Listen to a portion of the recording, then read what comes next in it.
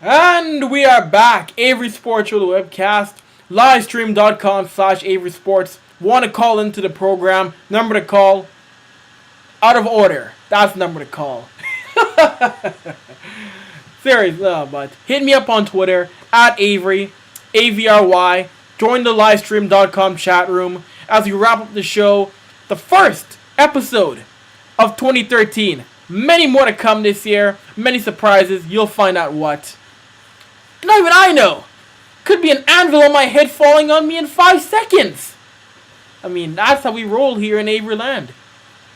I want to mention, of course, as I said before the break, the Toronto Blue Jays are doing a winter tour across Canada, and they'll be here in Edmonton this next weekend. You know, I'll be excited to go to that.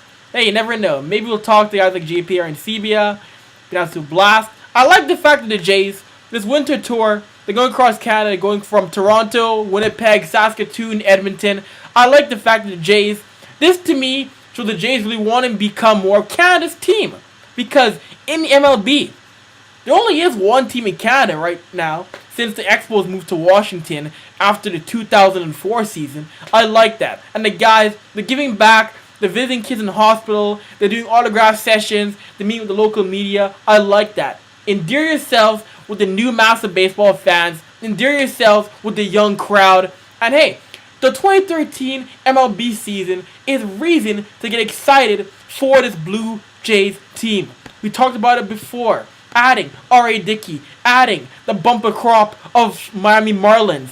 Adding just so much addition. Adding John Gibbons. Bringing him back. A guy who's a fiery manager who takes no BS, as we saw when he fought Ted Lilly and got Shea Hillenbrand shipped out of town for insubordination. I mean, I said before, this Toronto Blue Jays team has the ability to be a 95-win ball club. 100 wins? Who knows? Anything is possible right now. Because the entire MLB, well at least the American League, is very scared of what the Blue Jays are going to bring to the plate and to the mound come spring training. Oh, it'll be most definitely interesting. I know I can't wait. I know there will be people who will, in the chat room I'm sure, who are excited for the return of Toronto Blue Jays baseball. Vintage Vic Michaels telling me to get my butt to Ooks games. Hey, you know I'm always a big supporter of Nate Ooks hockey. I've done color commentary and studio analyst work with you guys, with you Vic Michaels, and your play-by-play man Brad Bartko. Hey, tune in, folks. NR92.com. Friday night, Saturday nights, Vic and Brad doing the commentary. It's pure hijinks. Some of the best young commentators in the business. And every once in a while, they let me jump on the broadcast too. Don't know why, but they do. Oh, great stuff as always. Before we end the show, I gotta talk about this point. One Mr. Lance Armstrong. So, Lance is willing to confess to doping because remember, he's banned for life from cycling, and the USADA has banned him for life from any sport that they govern over when it comes to drugs. So that means Lance Armstrong can't compete in certain marathons. Lance Armstrong can't compete in certain triathlons. And if you know Lance Armstrong, before cycling, he was a very accomplished triathlete in his teens, and he wants to do that again. But to me, I'm a guy, I've been on the record, and I've supported Lance Armstrong. I've said it before that this has been all hearsay. That it's been fishy. And now for Lance, and now for these reports to come out that Armstrong is now considering that yes, I did take performance enhancing drugs. To me, it makes me shake my head. Many people, you know what? The people that have been on his side have fallen. Yes, support for him has dropped. Most definitely. I understand why. People don't like supporting someone who's accused of cheating. But now, to basically all but confirm it, makes me shake my head and makes me think, wow, how about that? I mean, but don't get me wrong. To many people, is Lance Armstrong still a hero? Yes, he is.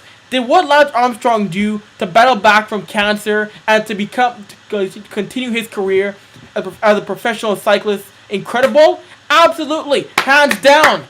Doctors didn't think he would beat the cancer. The fact that he came back, the fact that Livestrong has given people hope, the fact that he has raised billions for cancer research, he should be applauded. But you know what though, cycling, yes, there still needs to be skill in cycling. Yes, you still need to be talented to compete at the highest level.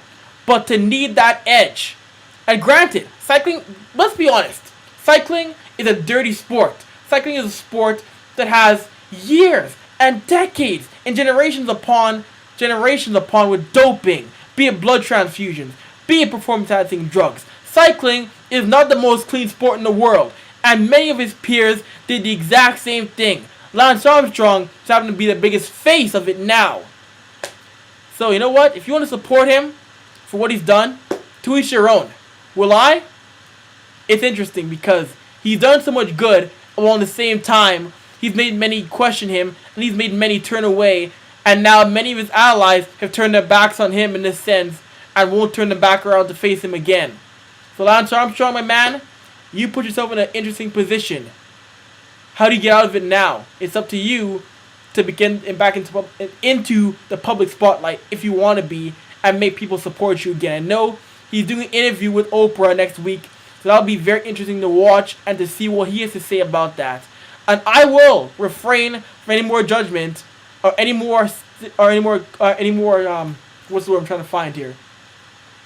Any more reservations on the matter until that airs, so I can get his side fully and not just small snippets of what we heard of him and bashing from critics, which is what it really has been. It's been 90% critics, 10% Lance Armstrong. Let's hear the full truth from him when he talks to Oprah, because I want to hear it. I know many of us will definitely want to hear what the man who was the king of cycling had said.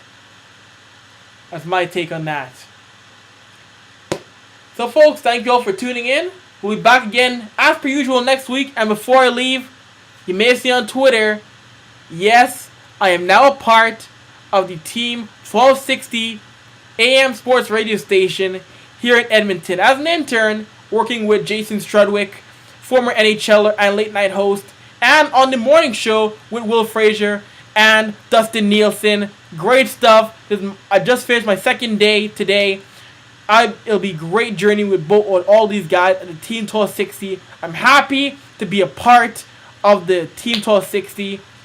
Been calling that station since I was 13 years old, so to now be a part of them and to now go there and work with them every day now, special. Anyway, folks, my name is Avry. This has been my sports show, and I am gone. Talk to you folks next week. Peace.